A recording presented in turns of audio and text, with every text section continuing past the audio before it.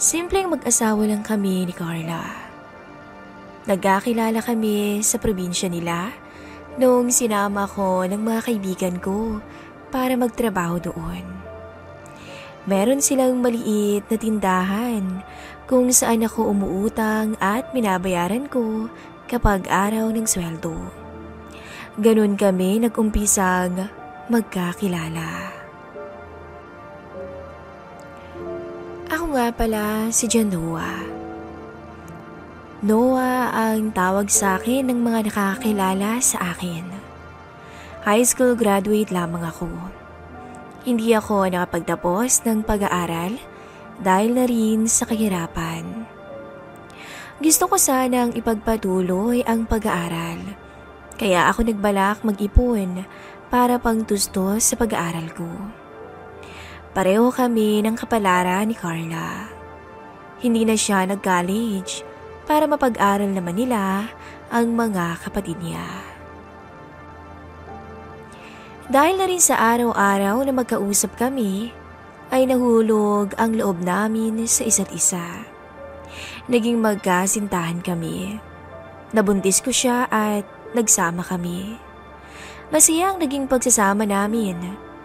Sa probinsya na nila kami nanirahan at nagkaroon naman kami ng pagkakakitaan.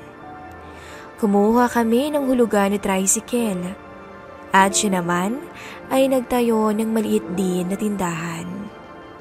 Maganda ang naging kita namin at nakaipon kami kahit kaunti.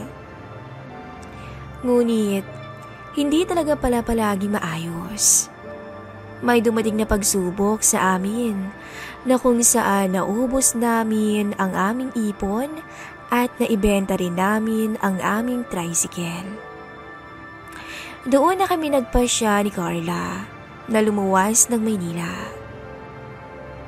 Inalok ako ng aking tito na magtrabaho sa kumpanya nila sa monumento at pinatirapan niya kami sa bahay niya sa Montalban. Medyo malayo ang inuuwian ko noon at mahal ang pamasahe.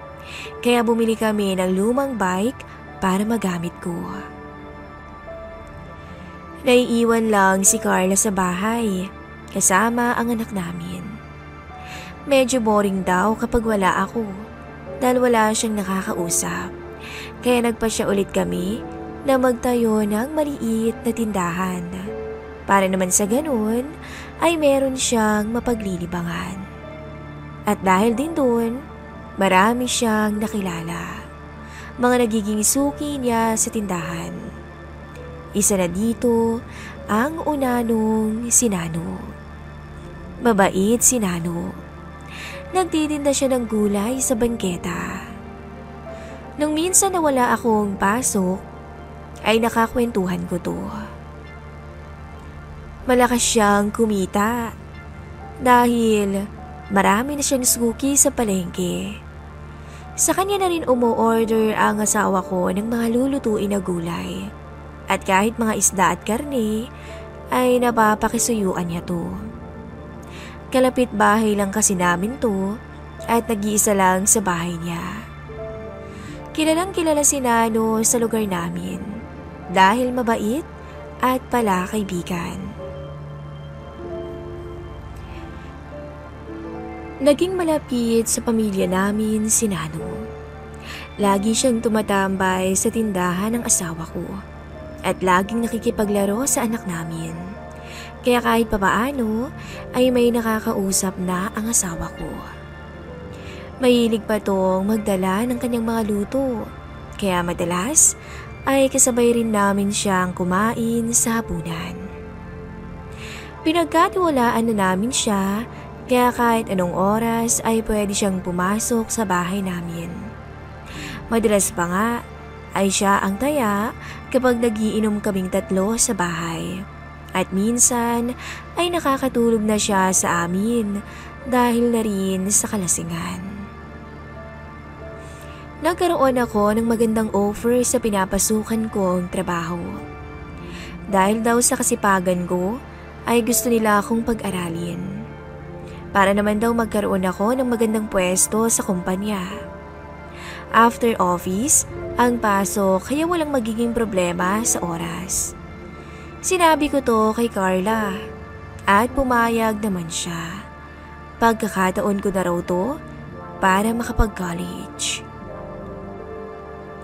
Ngunit dahil malayo ang inuuwian ko, ay napagpasyahan namin na sa office na lang muna ako tutuloy. Meron naman kaming barracks na pwede kong tulugan at pahig naman ang aking boss. Magiging lingguhan na lang ang aking uwi at alam kong ayaw ni Carla ang ganun. Ngunit napilitan na lamang siyang pumayag. Sa umpisa ay nahihirapan kami ni Carla. Sanay kasi kami na magkatabi sa gabi. Dahil nga bata pa kami, ay pareho kaming sabik at ngayon lang kami magkakahiwalay sa pagtulog. Kaya naman palagi kaming nagkakausap sa phone at nagpapalitan ng mga pilyang usapan. Sexy at maganda si Carla. Lalo na nung nanganak siya ay lalong gumanda ang hubog ng katawan niya. Mapagkakamalan mo pa nga ni dalaga kung hindi mo siya kilala at unang beses mo pa lang siyang nakita. Sabado ng gabi nang dumating ako sa bahay namin. Lumipas na ang isang linggong pasok ko sa eskwelahan. Nadatnan ko si Carla na nagluluto. Narinig niya ang pagpasok ko kaya agad itong lumapit sa akin at hinagkan ako sa labi. Nasasabik na kami sa isa't isa. Pagkaluto ay agad kaming kumain at pagkatapos ay naligo agad si Carla. At ako naman ay nagligpit ng pinagkainan namin. Ang anak naman namin ay nakatulog na at hindi na nakakain pa ng hapunan. Pagkatapos kong magligpit ay pinuntahan ko na sa banyo si Carla. Hindi pa ito tapos maligo. Kinatok ko to at sinabihan na sabay na kaming maligo.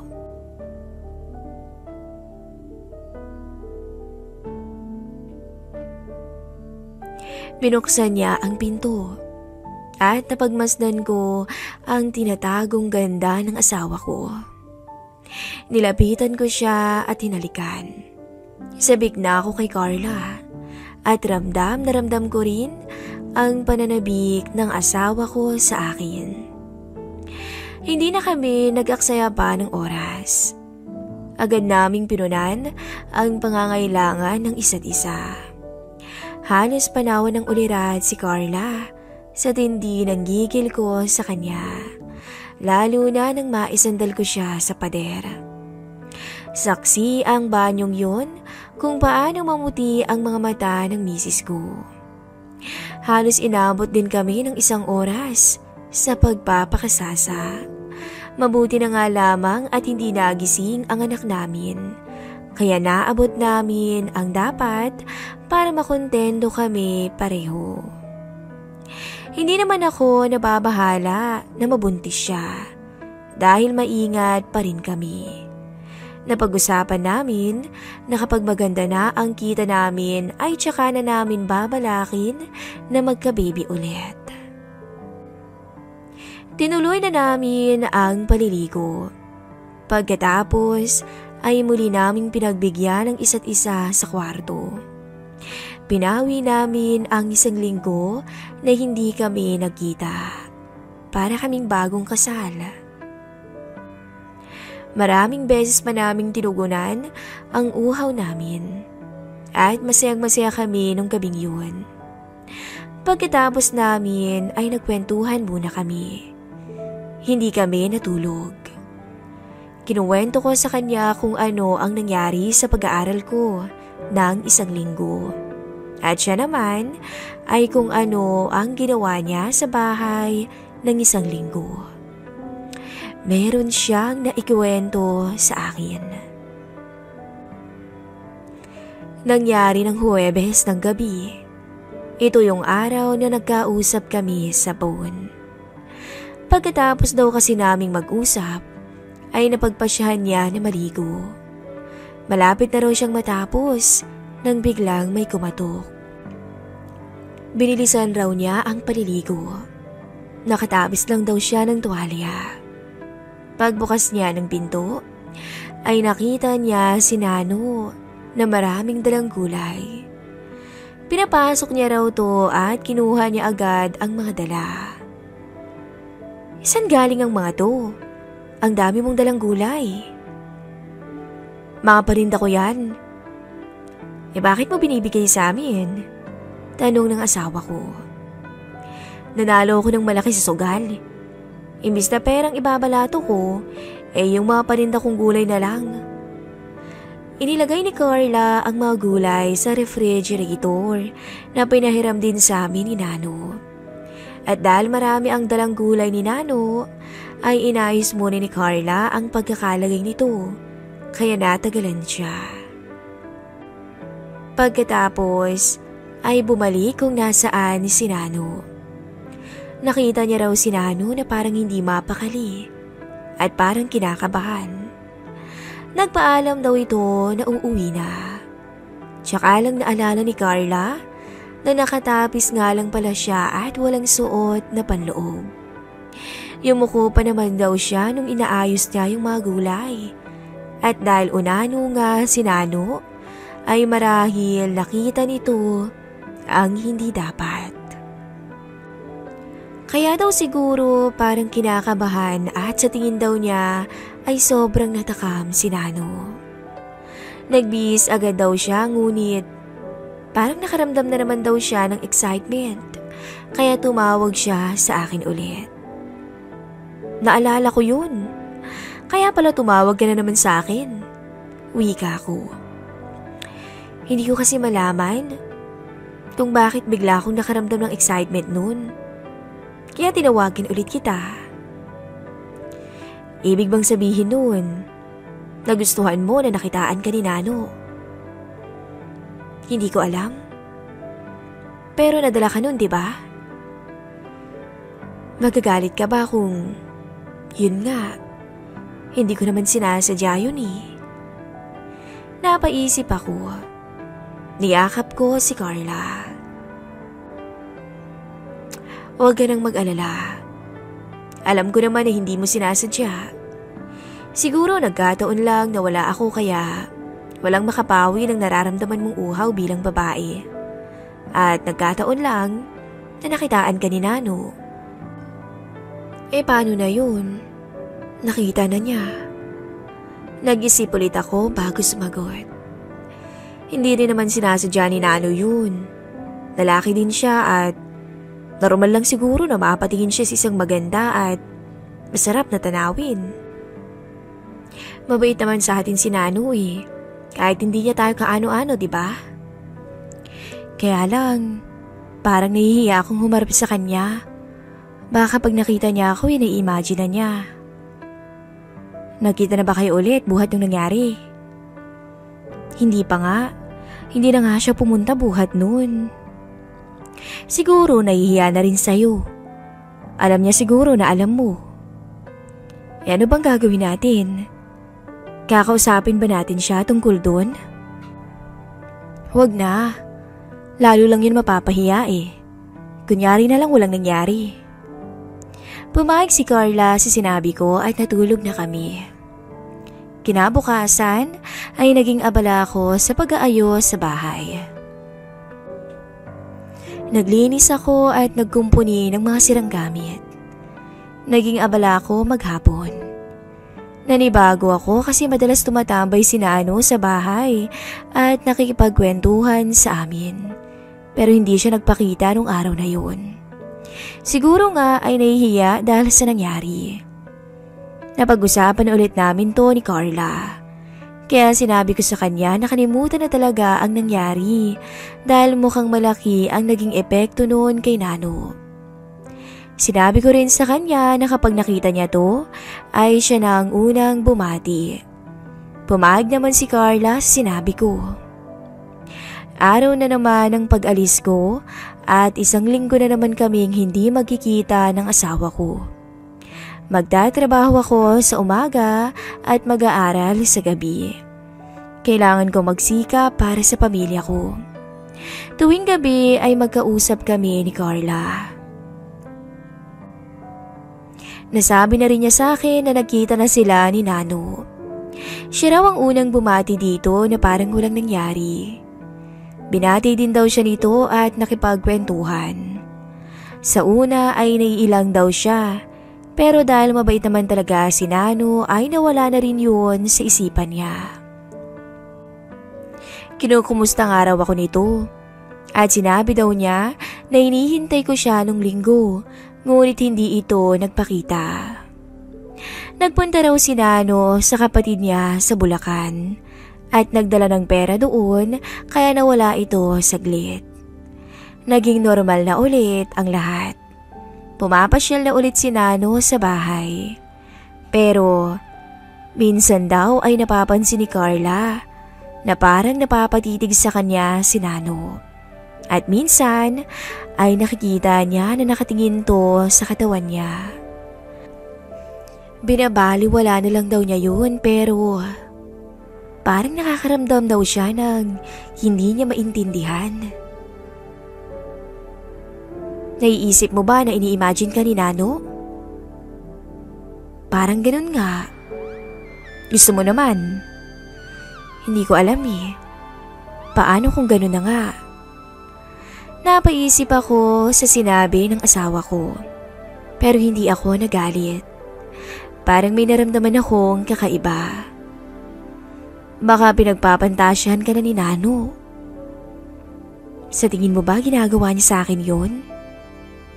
Sa tingin ko, oo. Hindi ka nagagalit? Tanong niya. Hindi ako makaramdam ng galit. Mabait kasi sa atin si Nano eh. At kahit sa'yo, hindi naman ako nagagalit. Sabi ko.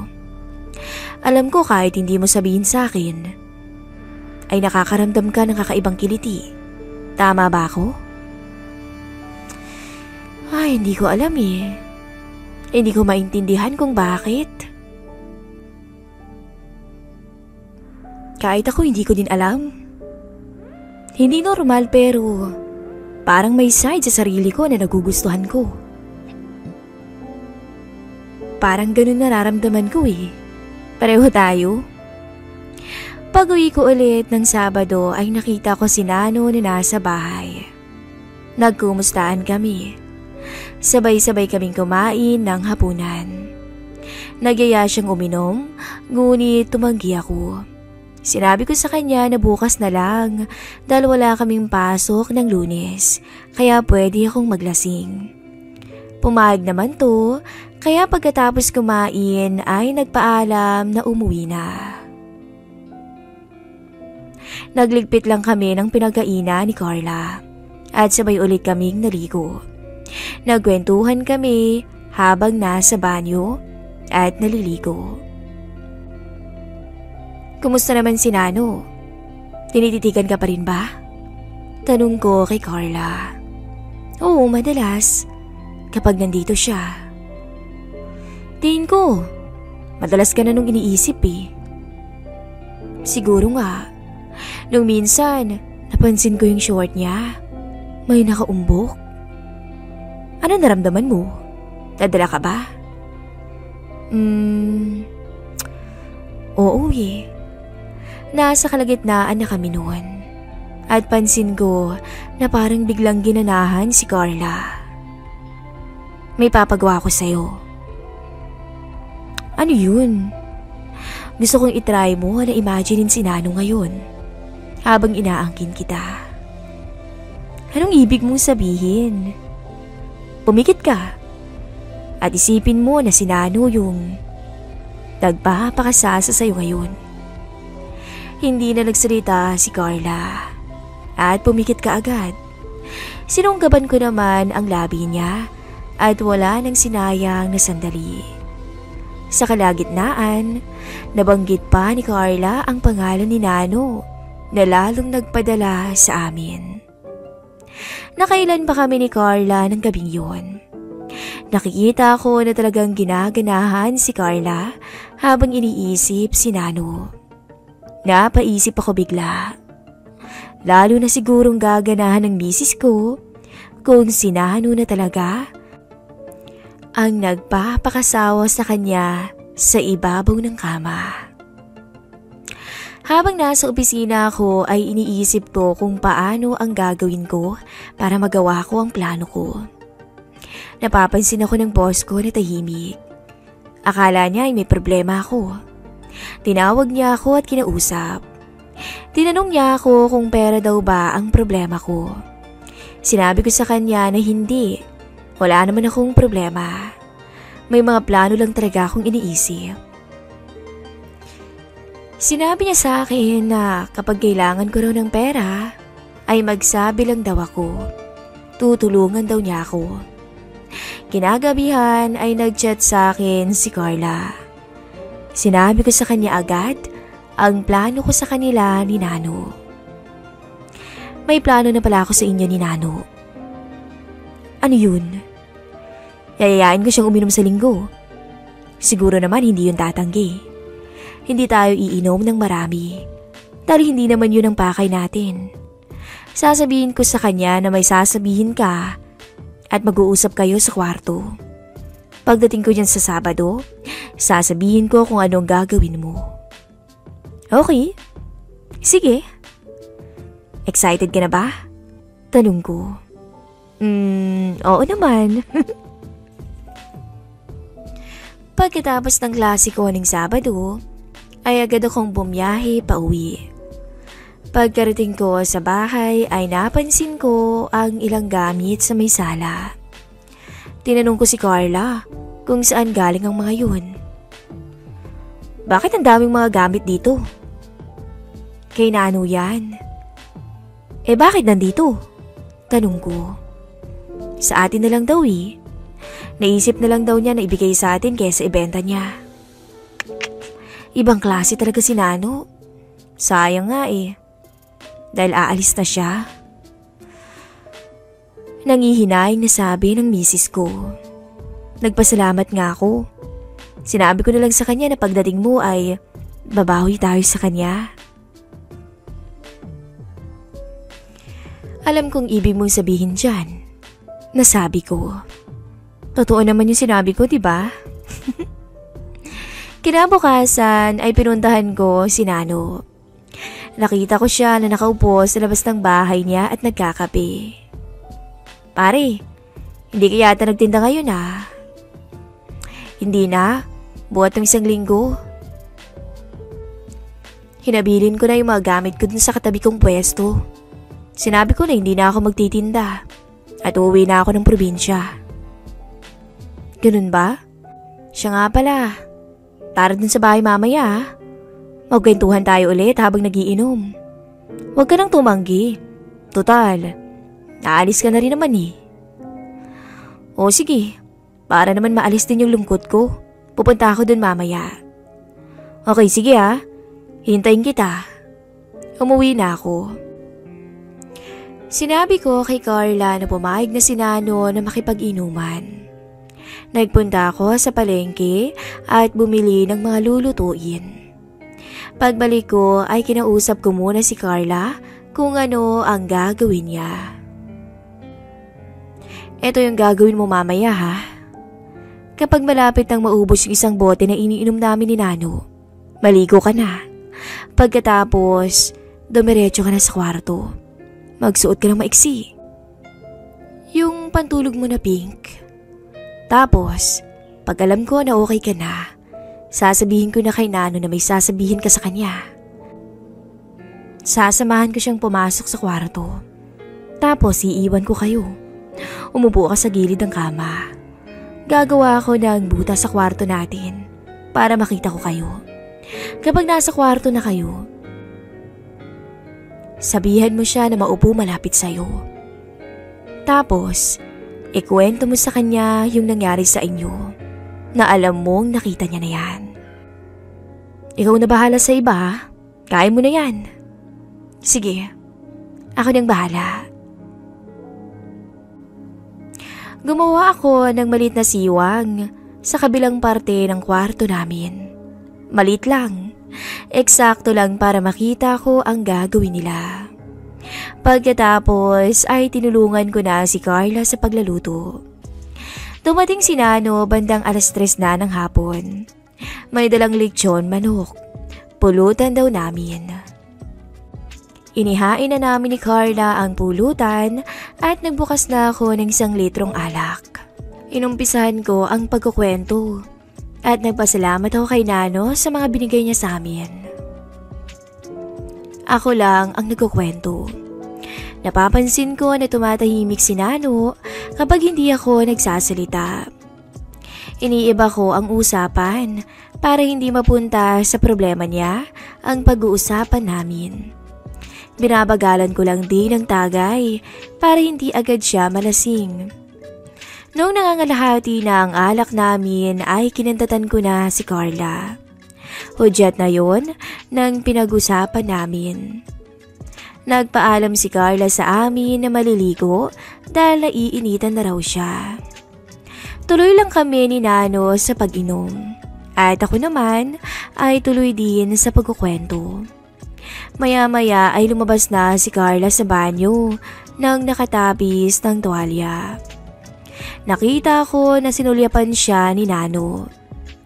Dumiretso si Missy sa kwarto namin. Naghintay pa ako ng ilan pang minuto bago ko sinabi kay Nano ang napag-usapan namin ni Carla. May gusto raw sabihin sa'yo si Carla. Ano daw yun? Hindi ko alam eh. Tara, samahan kita. Tumayo kami ni Nano. Sinabi ko sa kanya na sa kwarto sila mag-uusap. Tumatanggi si Nano at sa sala na lang daw, pero sinabi ko na lang sa kanya na pumayag na siya dahil saglit lang naman. Napapayag ko rin naman siya. Pagbukas namin ng pinto ay nakita namin si Carla na nakaupo sa gilid ng kama. Napaka-sexy niya sa suot niya. Pati ako ay napawaw. Pinapasok ko na si Nano. Pagkatapos ay sinabihan ko sila na isasara ko na ang pinto para makapag-usap na silang dalawa. Pagkasara ko ay agad akong pumwesto sa ginawa kong siwang. Nakita ko si Nano na nakatayo pa rin malapit sa pinto. Niyayaya ito ni Carla na tumabi sa kanya. Halika dito Nano sa tabi ko.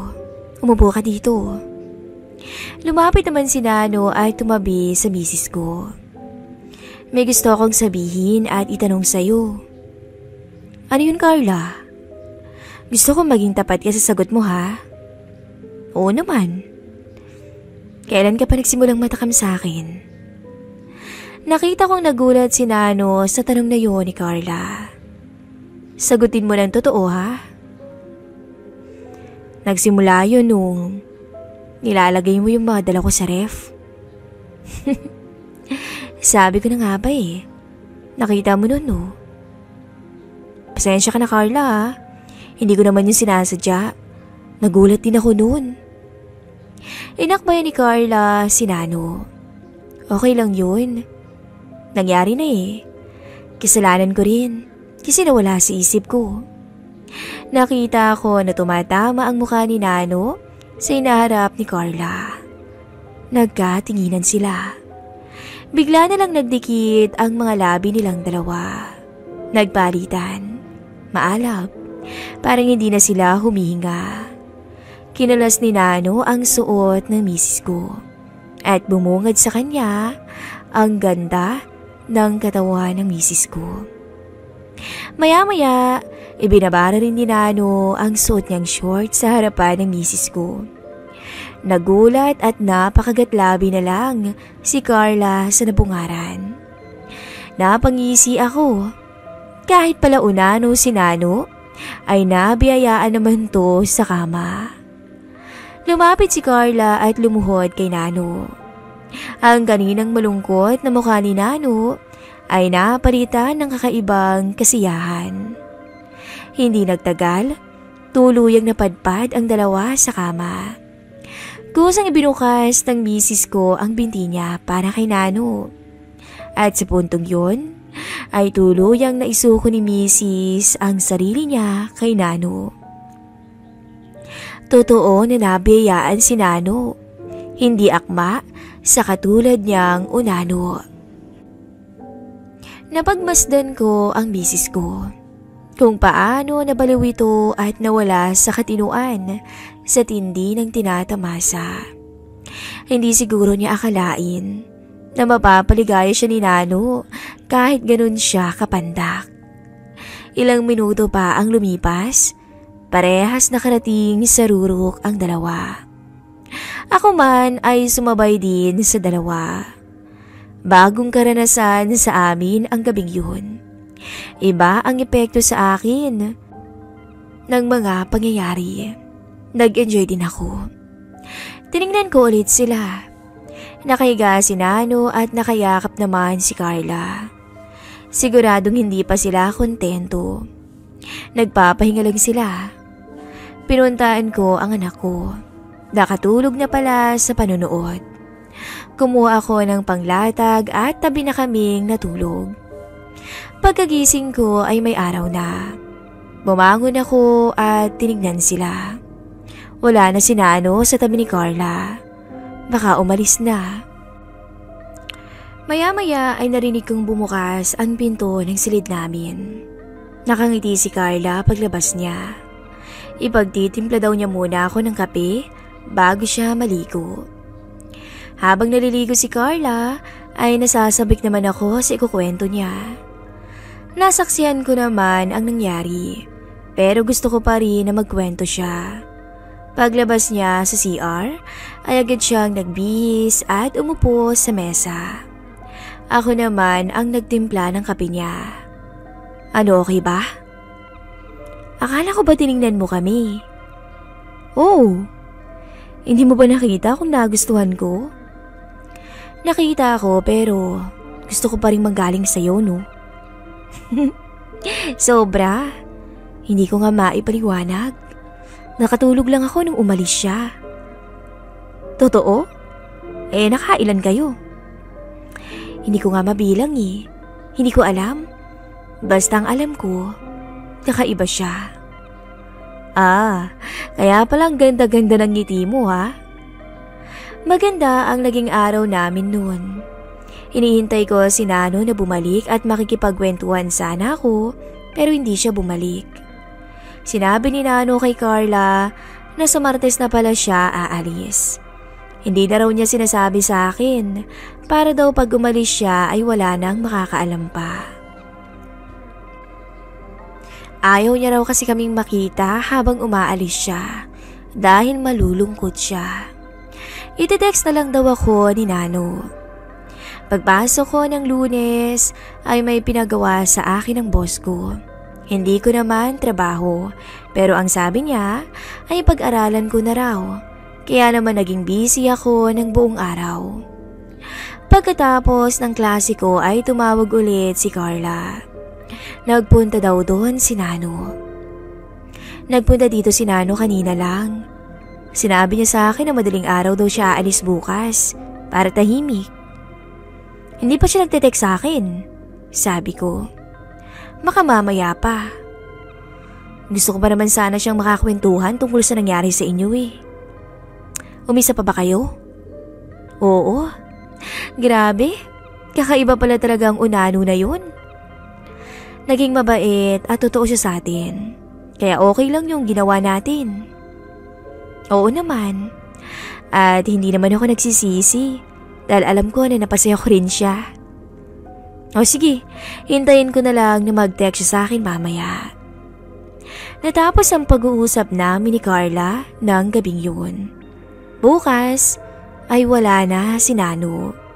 Mawawala na ang isang taong pinagkakatiwalaan ko.